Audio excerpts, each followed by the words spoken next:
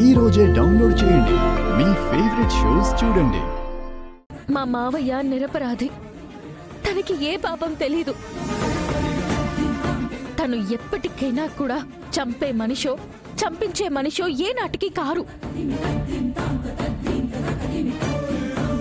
చూడమ్మా, మనం అనుకున్న వాళ్ళకి ఏ పాపం తెలియదని మనం అనుకోవడం అది సహజం.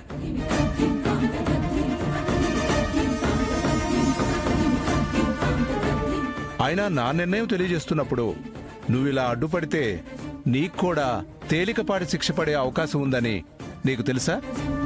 లేదు జడ్జి గారు, కానీ నిజంగా మా అమ్మని చంపిన వాళ్ళని చట్టం పట్టుకుంటే మాత్రం నాకంటే ఎక్కువ సంతోషించేవాళ్ళు ఎవరుండ్రు. మీ అమ్మ? మీ అమ్మ ఎవరు? మా మావయ్య శోభాచంద్ర గారిని చంపేశాడని ఆరోపిస్తున్నారే, ఆ శోభాచంద్ర గారే మా అమ్మ జడ్జి గారు.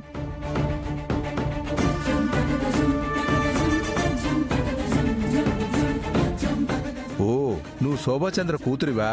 సరే, నువ్వు ఏదైనా చెప్పాలనుకుంటే బోన్లోకి వచ్చి చెప్పమ్మా.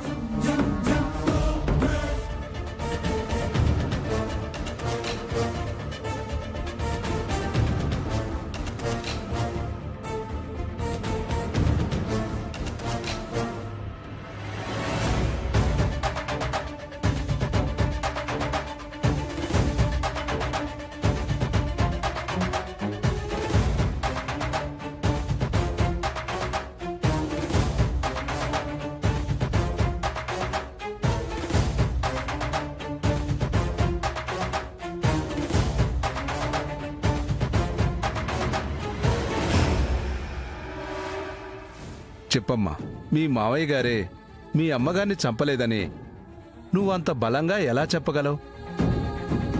అలా చెప్పడానికి నీ దగ్గర ఏదైనా సాక్ష్యం ఉందా? ఉంది జడ్జి గారు.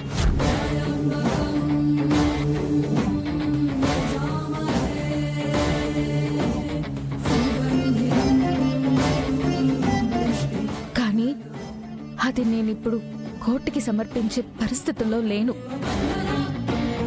Objection your honour.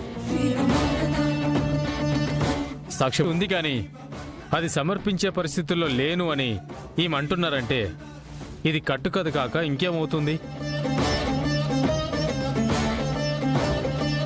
మీరేమనుకోనంటే ఒక మాట, మా మావయ్యని మీరు ఏ సాక్ష్యంతో అరెస్ట్ చేశారు? ఇదిగో ఈ రత్నం ఇచ్చిన వాంగ్మూలమే సాక్ష్యం.